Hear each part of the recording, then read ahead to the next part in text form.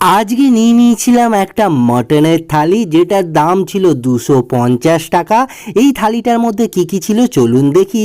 প্রথমে ছিল আনলিমিটেড ভাত, মানে ভাতটা দিয়েছিল যতটা ধরছিল, তারপরে আবার যদি আপনার চাই আরও আনলিমিটেড আপনি খেতে পারেন, তবে যা কোয়ান্টিটি দেয় আমার মনে হয় না যে আর লাগবে বলে।